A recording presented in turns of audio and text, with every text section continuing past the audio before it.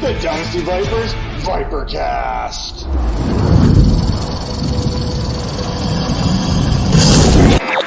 Hello there, and welcome to Season 3, Episode 9 of the Behind the Grind series here on the Dynasty Vipers Vipercast. I'm Matt Donnelly, and today I am joined by one of the pioneers of fantasy football, a fantasy football Hall of Famer, a man who has not only forgotten more about fantasy sports than I will ever know, but one who has changed and trailblazed the fantasy industry time and time again. He is the one and only Emil Kadlec. How you doing, Emil? I'm doing pretty good on this Friday, and I appreciate you letting me on your show. I mean, I'm looking forward to this. This is one of those shows I've been hyped about getting into. There's so much to learn, so much to learn from me, from you. So I'm looking to kick this off right off the get-go. But the first thing we always have to start with is, if you were a baseball closer and you were coming in the ninth inning, what would that music be to kind of pop to get you, to introduce you to the people? Now, I know there's some obscure 60s and 70s artists and bands that could possibly come up going back to your Red Top Records and tape days, but what is that one song? What is that band you want to kind of play to introduce you? Wow. There's so many, but I was a huge Todd Rundgren fan. I was a huge ELO, Electric Light Orchestra, probably an ELO song. Just gotta let the ELO go and see what happens there. Yeah, they got the dramatic, electric orchestra stuff that they could probably do. There's a guy that nobody remembers. His name's Billy Stewart. He's a rhythm and blues guy. Passed away in a wreck, early 70s. He's got a couple really wonderful songs, but they're more romantic and whatnot as opposed to bang bang. By the way, Calvin Cook just got released by Minnesota. Yeah, I see that Dalvin Cook, he's kind of gone. So now he's kind of, we were talking about Minnesota. We're talking about possibly Denver. We're talking about possibly needing to change my rankings here that I just submitted the other day. So change those rankings, and we'll see how it goes here, because there's certain press time on the next magazine. Maybe he'll be somewhere by then, but at least we know he's gone. Anyway, sorry about that. No worries. Hey, we got breaking news. Yeah, those are the two bands that hit me. And Russ Ballard's probably got a few. I love Russ Ballard. He used to be with Argent. You probably know none of these bands. Well, I'm a big ELO guy too. I listened to it. I got a couple CDs, maybe not the records, but I got the CDs, no 8 tracks or anything fancy, but I do have my own little binder. I am a big 60s, 70s, 80s kind of guy for me. I can't get into the 90s music. I can't really get into 2000s. I'm a little bit old school. So I can There's some great rhythm and blues. There was some great rhythm and blues music in the 60s and early 70s. Fantastic stuff. Millions of them that really are great old stuff to listen to. So when people see me, they see the cowboy hat from occasion, they automatically assume country music for me. But hey, I can get down with the funk. I love myself some funk music too from time to time. So yeah, hey, different strokes for different folks when it comes to music tastes. Now, the one thing I need to know is, we have all been affected by sports, and sometimes at some point in our career. How did you get into sports? And then how did sports develop you as a youth? Like, what kind of sports did you play growing up? And who were some of the players that you looked up to? Bob Hayes for the Dallas Cowboys was one of the guys. I was in the early 60s, lived in Albuquerque, New Mexico, which I still do right now. And that was the only weekly team that they played. So I fell in love with the Dallas Cowboys. I apologize in advance, or I guess post-advance. But yeah, it was the Dallas Cowboys. I was a dyslexic child, and I'm a dyslexic adult. So I was very insecure, extremely insecure when I was in, elementary school or whatnot. And so being, a kid and watching the Dallas Cowboys as they started to get better in the late 60s, you connect to that to give you this feeling of, that you lose the insecurity when you get into a team. Now I'm 65. I don't really need that anymore, but that was important to me when I was a very young child. So I played football. I never really played it, in high school. I wish I had. I was too chicken to do it, but I'd take my friends out in the front yard. I was always playing football. It was just very important to me in my youth and now. I would love to get out there now and start to run some routes, but the hips don't quite do what they once did. But the one thing is, I've always appreciated this as an adult now more than anything, is my time to coach. I mean, I get out there with a bunch of different teams. I coach hockey, I coach rugby, I coach football, basketball.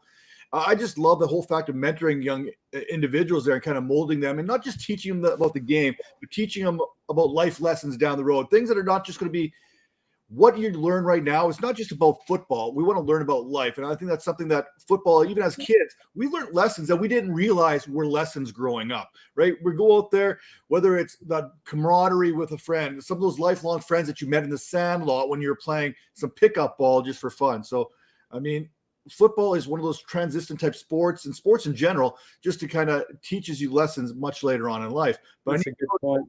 Someone who's been around the game as long as you have, who was faster, Bullet Bob Hayes or Cliff Branch? Well, Hayes was the fastest man in the world during some of his stay with the Cowboys. So I would have to say him. By the way, trivia question. Emmitt Smith wore number 22, right? Yes. Who was the first player on the Cowboys to wear number 22? I'm going to go with Bob Hayes, just because we were Very just talking good. about him. Yes, it was too easy.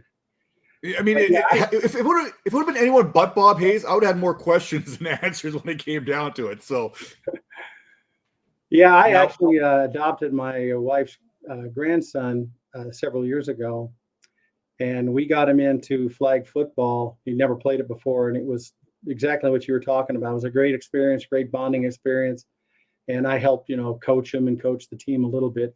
I wasn't the main coach, but I would help kids. This one kid showed up, and our coach was all mad at him because he was kind of groggy. And I taught him how to play end. This is flag football. And at the end of the year, this guy walks up to me, and it was his dad. And he says, "Hey, thanks for teaching my kid." And he said, "We stay up late on Friday night till like 2 a.m. So he's always tired." I'm like, really? You did that to a kid? But he recognized that I was helping his kid. He could have got out there and done it too, but I guess he was too tired. Hey, you know what we don't, and that's the thing. We don't know what other people are going through, right? We don't know what their situations are at home too. So I said thank you, and I was glad to help the kid. He didn't know what he was doing. He was tired all the time. The coach was mad, and then I found out what had happened, and I just helped him. I just in between plays or before at halftime, I showed him how to keep a guy from going around the end where you go on the outside and make him come in, because everybody wants to ole when people are running in flag football, and that's the wrong way to play the game. nothing wrong with blowing contain and then hearing about it from the coach when you come off, right? As soon as that contain's blown, you're on an island out there. You're by yourself. I mean, it's like, oh, well, I guess that was my guy. I mean, you got to turn them back in. You got to get outside with them and turn them back in and then go for the flag. And at least they're going towards the rest of your team instead of running. And they have to change their speed. Anyway, teaching kids to play football. It's that's a valuable lesson. That's one of those kind of things that it changes your trajectory of life from time to time too, just being able to educate those.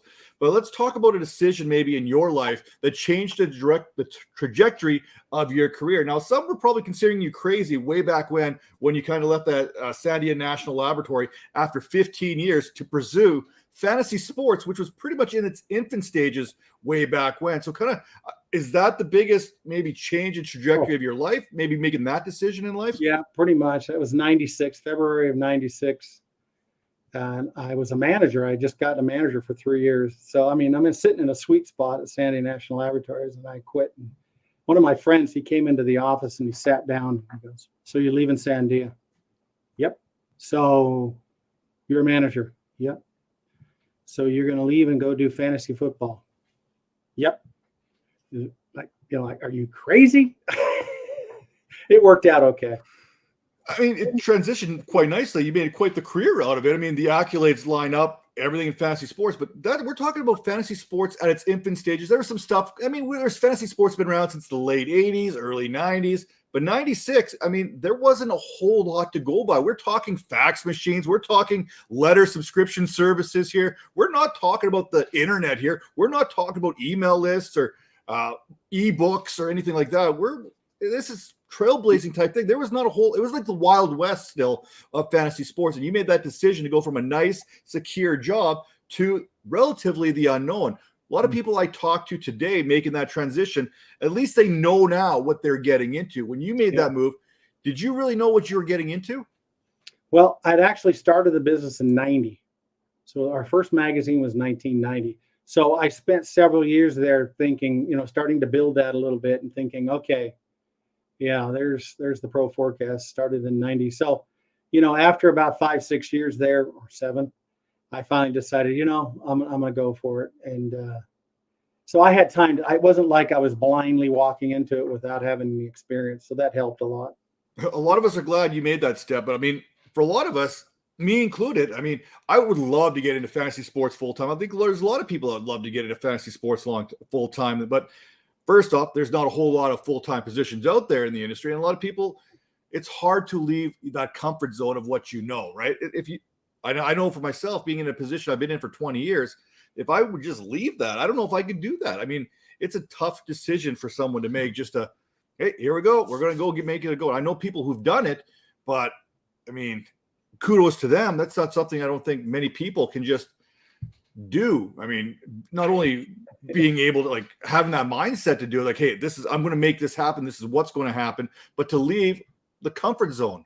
And Sandia was probably quite the comfort zone there. Pretty comfortable. It's a pretty comfortable job. Everybody can complain about their job, but that place was a great place to work.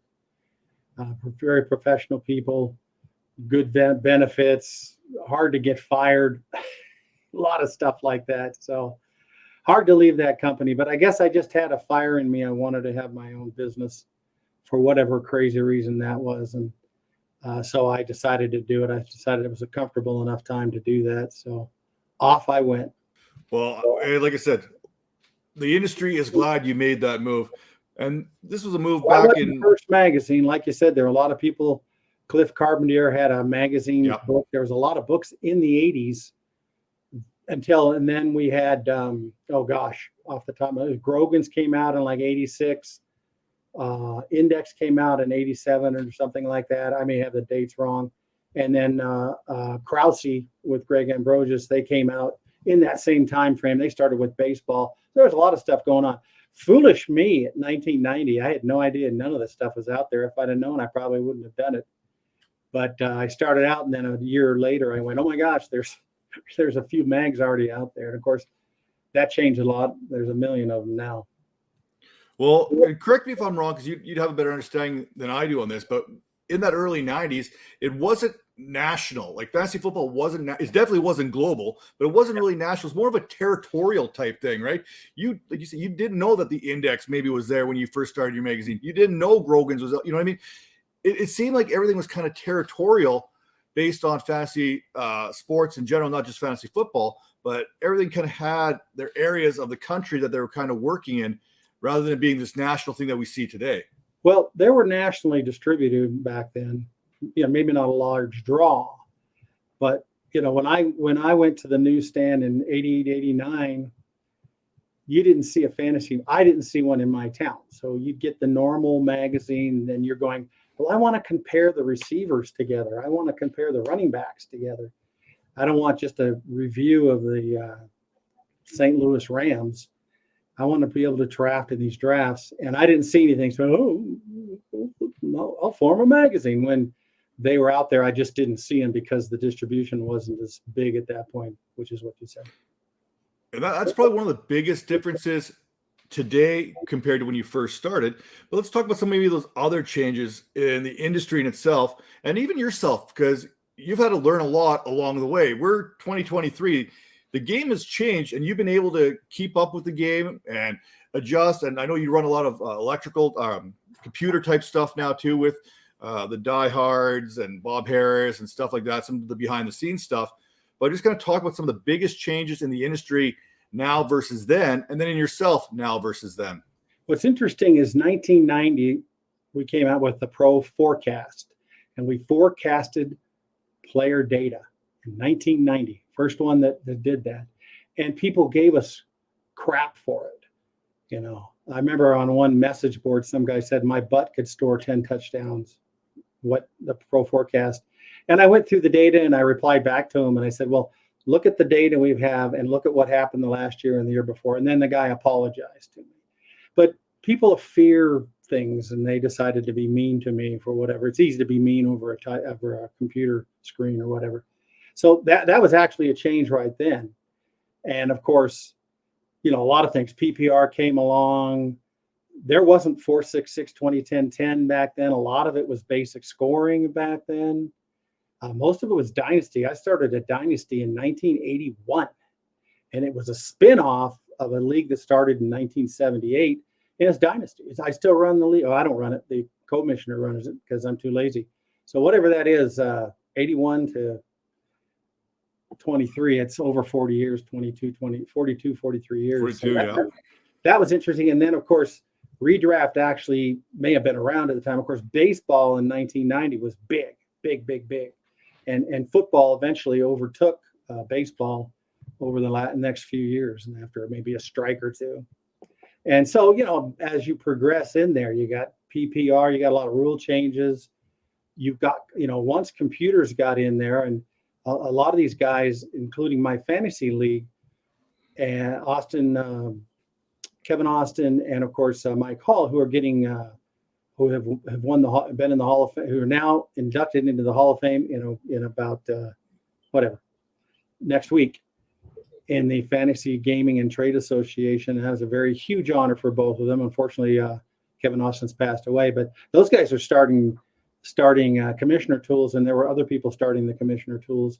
And of course, that made a huge, big difference as commissioner tools, because then you didn't have to do all the work by hand. And let's face it, a lot of commissioners, they say, I don't want to do this anymore. And if nobody picks it up, the league dies. So once you got technology going, you really grew, the whole thing grew. And of course, as you got the internet in around 95, 96, 97, people could start seeing all these other things happening. They didn't realize it before, that these people are playing this crazy game. And so the internet was huge to make this thing grow. Yeah, I remember playing fantasy hockey and stuff like that up here in Canada. That's kind of our main thing up here is fantasy hockey. But I remember getting the newspaper on the Tuesday, because that's when they had the scoring updates for every player in the National Hockey League all in one newspaper. You'd open it up and you'd go team by team in your fantasy league, and you'd make the manual adjustments. Okay, this guy's now up to 14 points. This guy's now up to 26. Add it all up, and then you go to work or your school or whatever it was, and like loose leaf piece of paper and put it onto the bulletin board. Here's the standings. Remember that? I mean, I can't even imagine doing that anymore. No, it would be a real pain. What's funny about our league, when I created it in 81, I just copied it. Bill Robertson, who's my business partner, I walked up to, we usually do Monday Night Football. We go show up at each other's house and switch each week. And I showed up at his house week 1 of 1981. And he had this piece of paper, and he goes, hey, look at this. Says, what's that? He says, it's my roster. If so-and-so scores tonight, I win this week in fantasy football. I'm like, what are you talking about? And he showed it to me, and I went home that night. And within 2 weeks, I created a fantasy league, 1981, of my friends at work. And we've had it ever since for 40 whatever years. So, again, we just bumping into each other. And that was 6 points per touchdown. So we started out 666, nothing else. And 43 years later, or 42 years later, that's our scoring system.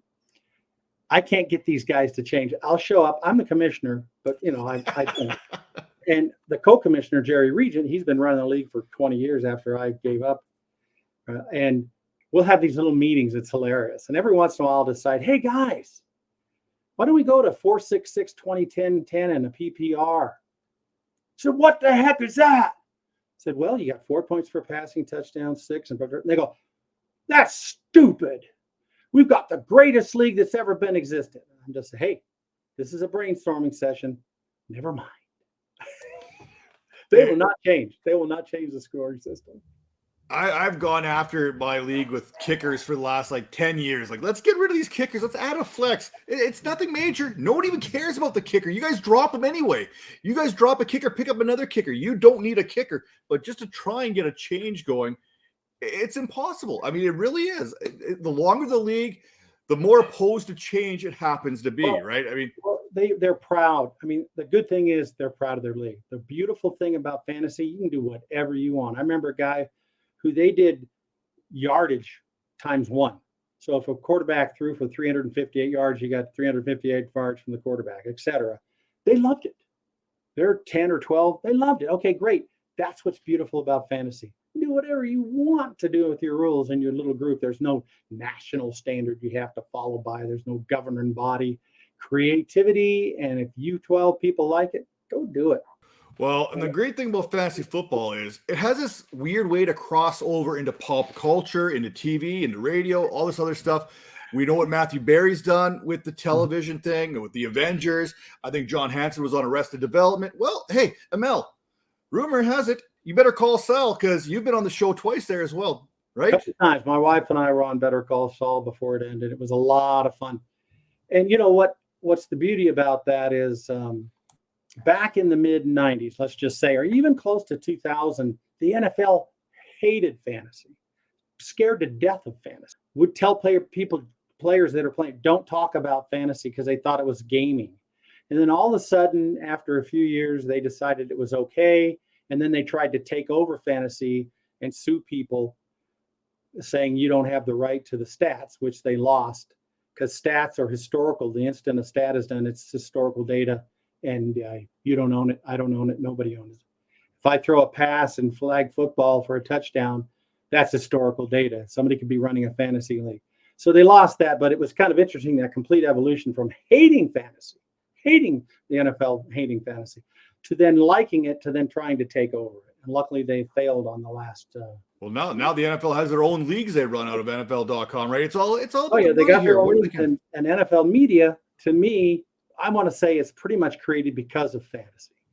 I don't know if it exists like it does right now if we didn't have fantasy. I don't think the NFL would exist as it does. I think the popularity and the numbers was greatly enhanced by fantasy. And I don't have any stats for that. I just got a feeling for that. I mean, I go into a bar. I used to go into a bar because they had 9 TVs years ago. And I'd sit there and you just watch every game in the morning. It was heaven. Of course, now you can do that in your house. And there were Raider fans and Green Bay fans, and they go and watch their game and they get up and leave after it was over because that's all they cared about. But that evolved to where these people started to watch and everything. And it was a beautiful thing, I think. I mean, you can still love your team. You don't have to hate everybody else. Well, I think the best way to figure out what the fantasy importance is in the National Football League is look at Thursday Night Football the last few seasons. There's nobody in their right mind that's going to watch Thursday Night Football if there's no fantasy implications on the line. We like Denver Broncos and the New York Jets last year. Nobody's watching that outside of New York and Denver. Let's be honest. And yet here we all are glued to the worst possible game imaginable to see if a guy can pick up a first down or pick up an extra 5 yards. And what's that going to be for Sunday? What kind of adjustments? What kind of Monday miracle do I need? And have this conversation start about football on the Thursday, and we're still talking about it come Monday or Tuesday. The NFL, year-round, every day of the week, we are talking in the National Football League, not because of the National Football League, but because of fantasy football, more than likely. And now the gambling that the NFL has now embraced, outside of the players, obviously. But, I mean, the DraftKings, FanDuel, they're all sponsors now of the National Football League. And, again, the original gambling, I guess, probably was fantasy football. Well, it's a crossover. I personally have always played fantasy for the fun and the challenge. We don't gamble. We don't say, hey, $20. Well, we'll put our local league, which 42 years old. We'll put $10 in, and we'll take a percentage and give it to the winner in the first and second. But to me, that's not gambling. We're not like every week going this, that, and the other thing. The other thing that is telling about what you're talking about is back before DFS and whatnot, you're sitting at your house and you're watching these games, and all of a sudden it's week 12 or 13, and you're out of the playoffs. You didn't make the playoffs. And you sit down and you turn the TV on to the games, and you're just going, there's something missing. I just don't enjoy this game as much. Fantasy football. I'm out. I don't have that desire. I don't have as much desire to watch, which is another testimony to what you're talking about of how important fantasy football and fantasy sports in general to the other sports. It always gives everyone that one last chance to win. DFS, you're never out because you can set up a new lineup every day. Now you got fantasy playoff leagues that take place with just the playoff teams. But you mentioned like your league right now, that 42-year-old league, they're not going PPR. They're not changing any of the rules. But before there was best ball, the way that we know best ball exists today, I mean, it is underdogs taking it kind of by the bull by the horns here, so to speak. You were kind of a big part of the creation of best ball. And not only that, but you're also one of the guys that kind of co-founded the World Championship of Fantasy Football. We're talking about high stakes. And now we have like the NFFC and stuff like this. In 2018, you got that Matthew Berry Game Changer Award. But those are two huge milestones in the fantasy football industry, the creation of best ball, and of course, those high stakes leagues that you kind of came up with. Where did you see that kind of fitting into fantasy football when you first started? Like, I don't imagine you're going back to your home league and go, hey, guys, let's try a best ball league. I mean, I'm pretty sure that probably wouldn't have flown over very well. They'd kick me out of the league if I said something like that. But aside from that, I was in the FanX football league. I don't know if you ever remember that. And back in the 90s, we used my fantasy league, maybe before it was called my fantasy league. And we do slow drafts in the summer. We do one. And then they said, let's do two. So we have longer time to people to watch our commentary because it was slow and you'd put commentary on each of your picks. So somebody said, well, let's do a mock draft. I said, that's not real. People are not going to draft right. We need a real league. I said, well, let's do this. Let's have Terry, our commissioner, pick our best lineup on Tuesday.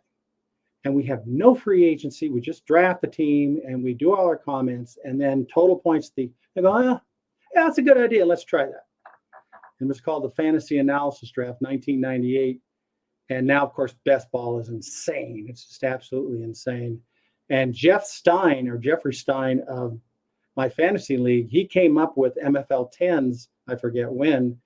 And, my fantasy league, because he worked with my fantasy league, and they adopted the MFL 10s, which really helped spur best ball. They sold it to Fan Ball or whatever they call themselves, and they progressed with that quite well. And of course, now, like you said, you've got Underdog, and oh man, it's just insane. I just love best ball. I haven't played any yet. I want to get done with these magazines, and I like the slow drafts. I like the fast drafts. But best ball is so great because you've maximized the enjoyment. You've maximized drafting and enjoying the draft. And then you don't have to spend you could have 50 leagues depending on how much you cost, how much money or whatnot.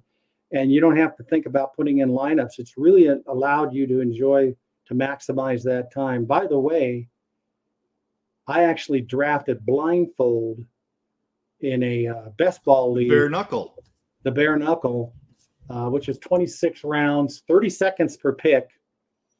And I drafted blindfolded in that, which I'll tell you more about it later. But that was a blast. I blew some minds away then. I couldn't do it now. I don't have as much brain power. But I didn't mess up a pick till to round 21. Now people were getting loud and drunk. So I was telling the facilitator, say the position and the player. So I knew where they were around the serpentine. It was a blast. It really was a blast, but couldn't do it anymore. I'd have to practice at it, but that was a lot of fun. The blindfold's the kicker for me because I think I could do something like that. I've done this before where I've gone into drafts without a magazine, without marking things down, and they've got the big board up, and I can kind of follow along this and that. But blindfolding and not actually seeing the board, I mean, that changes the game a little bit when you don't have the vision. Yeah. Well, what's funny about it was I was practicing with my wife, so because I wasn't sure, like, am I nuts about this? I didn't tell anybody about it. I think I'm going to try this because it's just going to blow people's minds. So I would sit on my couch and lean back on my couch because obviously there was no board. I gave her a 300 ranking. And I said, just go down and say so-and-so pick number one, so-and-so pick number two. And then you say my pick. And then I'll make a pick and then you circle it. And if I mess up, that guy's already taken, mark it. So I was sitting there and I would just lean back in the chair and I put a towel over my head just because I was whatever. And it dawned on me, I might as well be blindfolded. It's working. I can do this. And I don't have a board in front of me. I could do this blindfolded. So I said, I'm going to do it. It was kind of scary, but it was a lot of fun. So between like being the first one to come up with best ball, being the first one to do a blindfold draft, all this kind of first, but it was fun. Yeah. I'm going to give it to you anyway because no one's going to actually fact check me on this show anyway. But when you look at this, people probably thought you were crazy, right? I mean, that's literally like the first guy to go, you know what? I'm going to, whatever that cow's got, I'm going to drink it. Like, to be that first person who comes up with the idea to be, hey, you know what? Whatever that cow's got, I'm going to drink that. That's a crazy idea. It worked out really well, but someone's got to be the first one to come up with a crazy idea. And the best ball is kind of one of those crazy. Best ball was just solving a problem, because these, believe it or not, in 1998, two leagues were too much for these. I mean, now even without best ball, people have 4, 5, 6, 7. I know experts who play experts in leagues that have 100 leagues. Yeah. That's a whole other story. So it was really just solving a problem. I didn't really think about it. I didn't even think about it. I don't care about patenting stuff. I don't think you can patent something like that. I'm there to create things and enjoy it. Now, the World Championship of Fantasy Football, which Lenny Papano and I started, was kind of another wild idea, because he would advertise in my magazines, and we'd be on the phone chit-chatting and talking, and we're saying, there's no Super Bowl of fantasy football. And we just were thinking for a few weeks. And then I called him once. I said, the World Series of Poker was on at the time. I says, see, what people don't like, there were certain fantasy conferences that came out where you came, talk to the experts, listen to the experts, ask them questions. But people want to be in the event. That's why the World Series of Poker was so popular. They didn't come to ask questions and look, they came to play the big guys. And so, oh my God, that's it. That's it. We make a big, huge contest for $1,000+ and we took samples from both our meal lists, emailed them out. The response was insane. And I had guys that would say, I've been waiting 9 years for this contest. And one guy says, if you don't have this in Vegas, you're nuts. It was just like, oh my God, this is really a good idea. And we put a website together in like a week. And it was a lot of fun. It was scary as hell, because the first year in 2002, the NFL decided to have a Thursday night game before the Sunday night game, before the Sunday games, excuse me. So everybody flipped out, because they're going, oh my God, we're drafting on Saturday. There's going to be a game that's played, and people went nuts. Had already ordered. And so I said, look, let's do a poll. Let's put like 3 questions.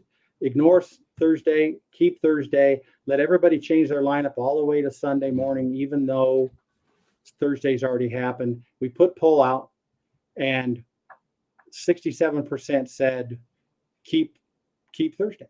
And I had a guy, talk about critical decisions in a business early on. That was huge, because we'd have lost them. And I had a guy who called me up, I think it was from New York, to start screaming at me over the phone. Pardon.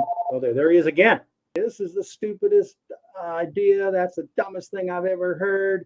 And I'm just like, I'm just letting him talk. I'm letting him talk. And then finally goes, takes a deep breath. But you let me vote. And 67% voted yes. So I'm happy.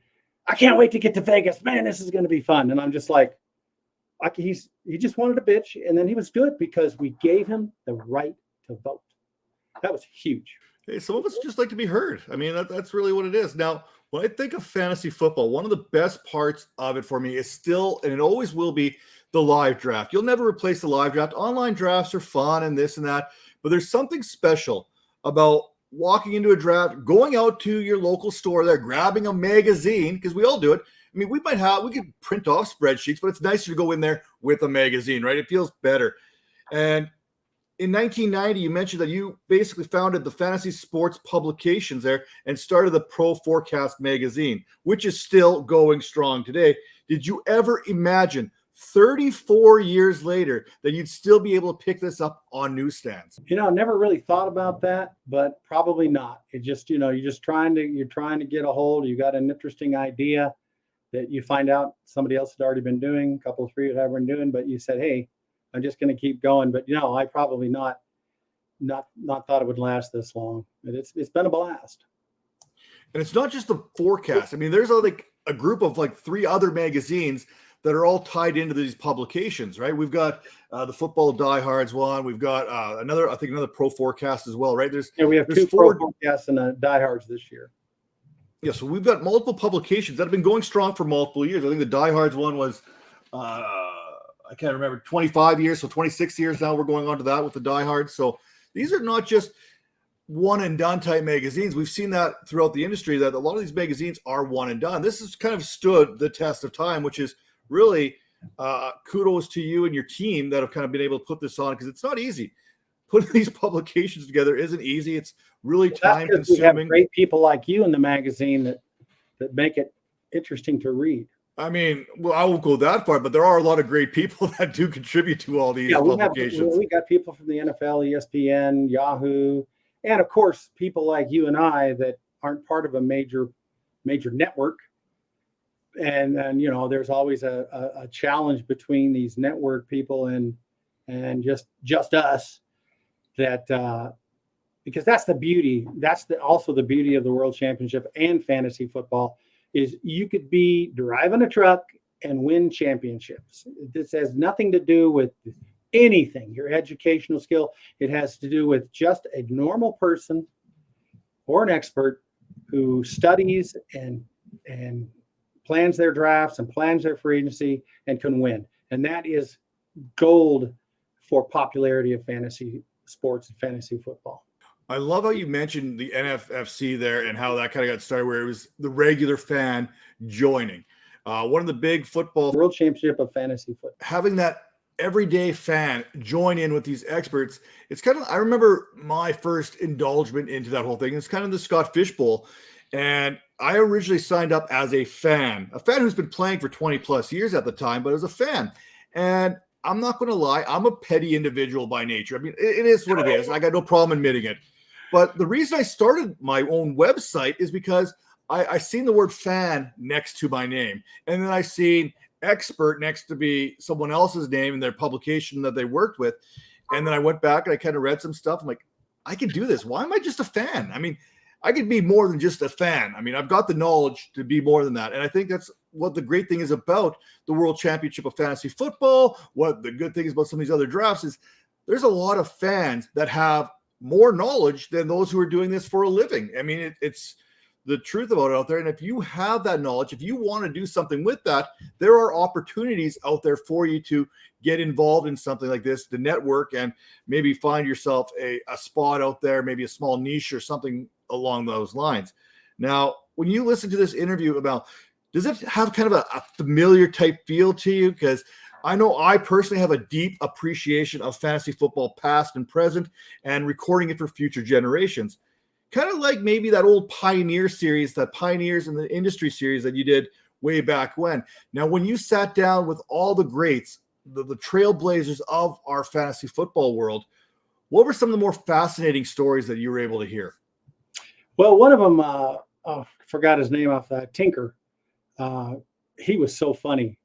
He started out just cracking jokes, and he was on a fantasy show on TV. I forget whether it was Fox, and there were like 3 people on it. I think Terry Bradshaw was on it too for a while, and that was like earth-shatteringly breaking. It was like 95, 96. There's a TV show about fantasy football on Fox, and that was just like, oh my gosh, that's incredible that's happening like that. So that was a big one right there. Then what are some maybe your favorite stories that you heard? Like, I mean, there's gonna be some crazy things that you kind of went through that series. Yeah, I'll tell you a crazy story. It's more related to the World Championship of Fantasy Football. But when we got ready, we were getting forms in. It was all by mail. You had to sign a form and send it in. And we got 250, and we're going to trying to get to like 600, 550. So we had these 250. We're going to create the first league, 12 teams, and get it up on the message board to start showing this it's happening. And so we did the 12. We put it on the message board, and some guy replied, "Oh yeah, sure." And I emailed him, one of the message board. What do you mean, sure? He says, "Yeah, ha ha ha, funny. What are you talking about?" He says, "Yeah, the first guy in your league is W. Kaufman, Ward Kaufman, W. Koff, WCOFF, man. The name of our contest was the first guy out of 250 envelopes we picked. Now if there's not an omen, that's an omen right there." And that was just incredible. And as a matter of fact, at the draft, people were coming up shaking his hand. It was table 1, obviously. And the guy who won the original WCFF in 2002 was sitting, I think it was pick 10. So he's around the corner. And he's like, who is this guy? Some rock star. Just people were going up to him. He knew no idea who this guy was. He was the namesake of our business, who was the first guy selected. That was a wild one. But I'm trying to think if there's some other. I'm sure there's a million other things that's more related to fantasy in general. I remember going to Oakland, California, and interviewing Andy Musolimas, who was in the original fantasy draft in 1963, August 1963. He has since passed away. He was a very nice man. And just listening to him talk about, way back in the 60s, even in the 50s, 59 fantasy baseball, they started a league called the Superior Tile Summer Invitational Home Run Tournament. Of course, Superior Tile was Wilford Winkenbach's business. And another good story that I think is very interesting is Wilford Winkenbach in the early 60s bought 10% of a team, which then became the Oakland Raiders. And he was doing fantasy baseball and fantasy golf. So when he did that in 63, or actually the fall of 62, him and his buddy said, we got to create a fantasy football league. And they took the bylaws of baseball and that they had and kind of souped it up a little bit. And you had to be a ticket holder, a PR, you had to do something to help the Raiders become popular. So fantasy football was created by Bill Winkenbach to help the Oakland Raiders when they were in the AFL. Now that's a story. And that's why you come on to Behind the Grind to catch little tidbits like that each and every week. Now, that's something I've learned, but what is something that you've learned about yourself through fantasy sports? Ooh, learned about myself. Wow. I got to think about that. Like, I've learned it's okay to be wrong. And I hate being wrong, but I've kind of come to grips with, hey, fantasy football, fantasy sports, it discriminates against nobody. It will humble you no matter who you are. Well, I mean, I'm competitive, but at this stage in my life, especially when you're running contests, online or mostly in person like Vegas, you're trying to give people a great time. So it's all about them. It's not about you. And, entertainment value, doing a blind draft, at a party before the draft, that's a little me. But it gave people, I had guys walk up to me afterwards and says, I was going to leave. And when you put that blindfold on, I'm staying to see what happens here. But, being more of a more well-rounded person and not always talking about myself and letting people who call up, I get people who call up and just want to talk for a couple of minutes. They order the product and they just want to talk about their stuff and you just shut up. I remember one time I was at a draft at my kid's house a few years back, a bunch of 22, 23-year-olds and this old man.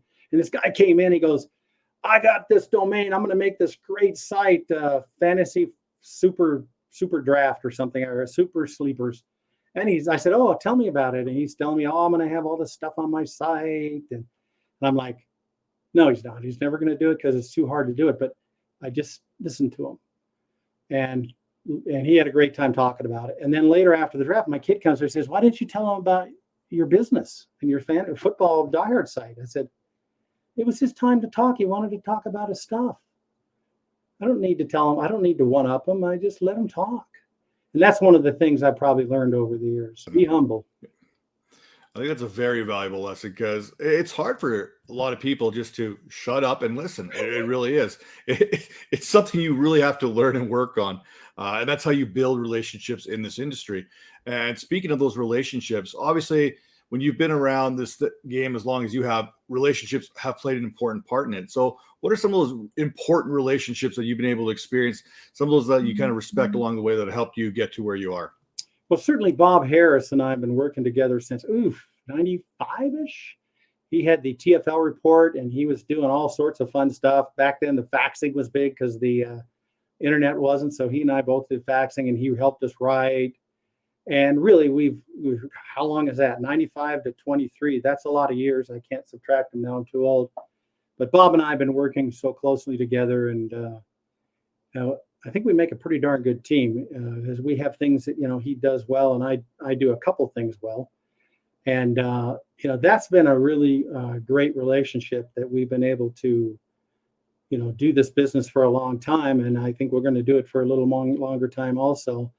Of course, my wife, in 18 years of my wife, she's really helped me. She helps a lot of ways, just taking care of me, just doing simple things around the house as a housewife, but communicating with me. And, we get out, like today is her birthday, believe it or not. So we're going to go, I got like 5 things. We're going to bounce around the city and get some cheesecake and bring it home and go to dinner with the kids and various other things. And she's been a big part of my life. So those are the 2 that stick out in my head with that question. Great. I love that. 'Cause I do feel that relation, especially our spouses, right? I mean, that's probably the most important part about it all, because there's not a lot of people that would tolerate what we do. So kudos to all the wives and girlfriends and spouses out there. You're, like I accidentally did this. I didn't think about it a month ago that it was her birthday, and she's fine. She's doing some stuff right now. And we planned the day out. We got another couple of things. We got a grandkid that's going to go take some tests at the university that's living with us for 4 years. We're her guardians. So, we're going to go do that, on her birthday. Actually, you make it fun.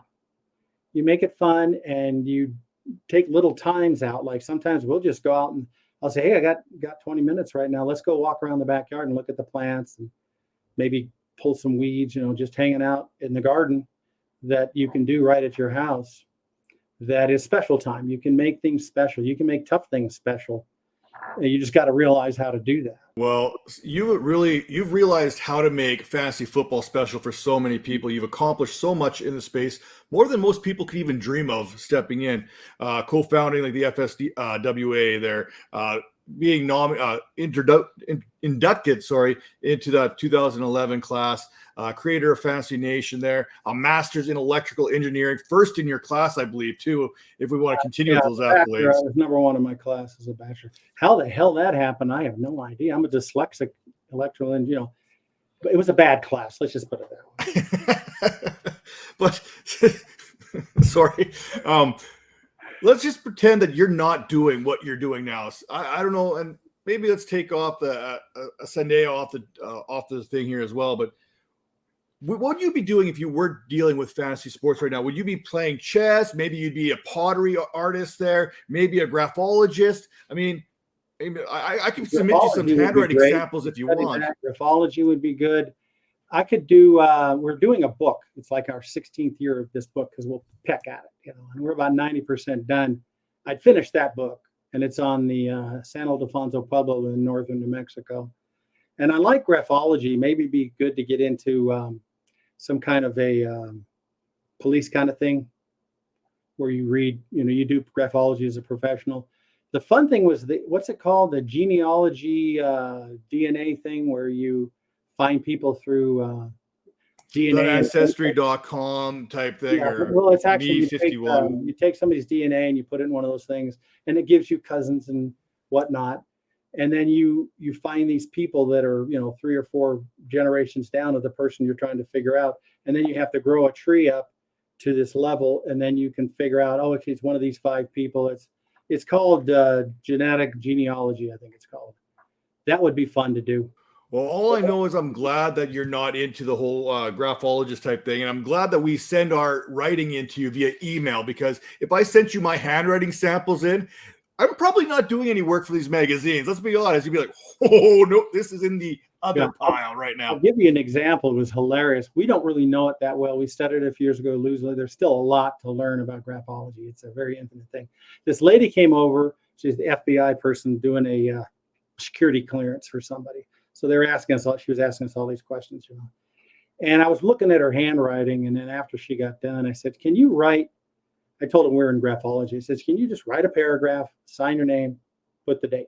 So she was interested. So and my wife, spent a minute or 2 looking at it. It was pretty clean, except one thing. And I said, so ma'am, so you're having trouble with your dad? And she's like, how did you know that? That was fun. That's a little bit mind-blowing. I'm almost tempted to send it into you, but I'm afraid of what those results may end up being, right? It's like, this guy's got some issues. It still fascinates me that you can take writing style And really, it's not black and white, but you can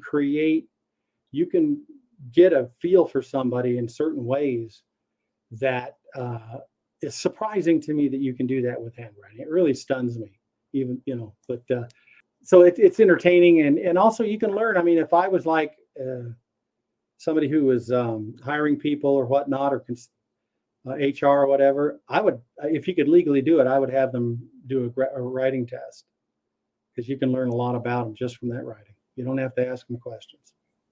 Well, I've been compared to having a doctor's writing without the 7 years of education that kind of goes with it. So we won't go into that any further into detail. But I will ask you this last question here, and I'll let you get back to everything you got planned for the day. What's one piece of advice that you would like everyone to kind of listen to if trying to get into the fantasy football industry? And then one piece of advice that you kind of live by, maybe your best piece of parenting advice that you've either received or that you've given. I think the best advice would be go find a company to work for that's doing fantasy sports or fantasy football content or whatever. That's similar like what you want to do. Go work for them for, a year or maybe even longer, and really learn that business. And then, of course, you're going to absorb what's working, what's not working, how to run a business, and then just start out on your own. You can't just jump into it. You can jump into it, but I think it would be wiser to work for somebody, and you're building your name too while you're getting paid to do that. Advice that I received. My dad thought I was nuts, so that was advice I ignored. I did the first magazine. He didn't know about it, and then when it was done, it was like September 1990. And he came into the house and just to visit, and I picked up the magazine and I handed it to him. I says, "Hey, Dad, look what we created." And he looked down at the magazine for a few minutes and said, "How much money did you lose?" Quote unquote. That advice I did not follow, and it turned out pretty good. I really did it. The idea is I didn't have any pat me on the back or say go do this. I did it with my own stupidity. Hey, you know what? Sometimes stupid luck is better than good luck when it's all said and done, It right? probably was. I mean, I didn't know, that fantasy was going to go nuts. I just felt it was playing fantasy for 9 years before we started. You go to the newsstand, you're trying to gather data. The internet's not there, and you're going, there's nothing there for the fantasy player. Oh, let's put something there. Now there was, because I just didn't know about it. But some of it's luck, I guess, and hard work. You got to put hard work in. And I didn't quit my day job for 6 years or whatever it was, about 6 years. I worked at Sandia Labs, and I used my 24 days of vacation. We used to get 24 days of vacation at Sandia Labs. And I worked the majority of that time and weekends and nights, sweat equity, putting the magazine together. And I didn't tell anybody at work that I was doing that. And Bill and I had a radio station in '93, like 3 years in, a radio show, fantasy radio show here locally. And they would do ads for our show. And I was walking down the hall one day, and I didn't want these people to know I was doing it, because then they think I wasn't 100% behind the group at Sandia. So this guy walks up and he goes, "Hey, Emil, you doing a fantasy show on that sports talk channel?" I said, No. He says, "Oh, it must be a relative. I figured you'd never be able to do something like that." And then he walked off. Oh yeah, now it's on. When you hear that, now it's on. I don't let those things get to me. I'm just glad he figured it wasn't me, because I didn't want it to get around the office. Well, hard work and stupid luck pays off in a lot of cases there. And Emil, it's been fantastic having you on this show. I mean, you mentioned that stupid luck. I mentioned the guy who discovered cow's milk was worth drinking. So, hey, that turned out pretty good too. And there's only one way to figure that out. And there's only one way to figure out that fantasy football is a niche for you. And joining us on this Behind the Grind podcast is one way to understand whether this is for you or it's not for you. And we hope that you've enjoyed it this time. And Emil, what do we got going on? We got magazines coming out here all summer long here with the Football Diehards, with the Pro Forecast as well. When can we expect those to drop? Yeah, Pro Forecast about the 4th or 5th of July. And then the Diehards will be the August 3rd or something like that. And then the revised Pro Forecast is about the 10th of August. And of course, we got all our stuff on Football Die Hard that we're pounding away with, as we usually do. So, mags are tough. We're exhausted. It is, but it's all worth it in the end. And we hope that you go out to newsstands. If you're watching this, head out to the newsstands, get those magazines, and make sure you give yourself the advantage heading into your fantasy football draft. So we will see you next time. For Mel, I'm Matt Donnelly, and this has been Behind the Grind. See you next time. Thank you, Matt. Thank you.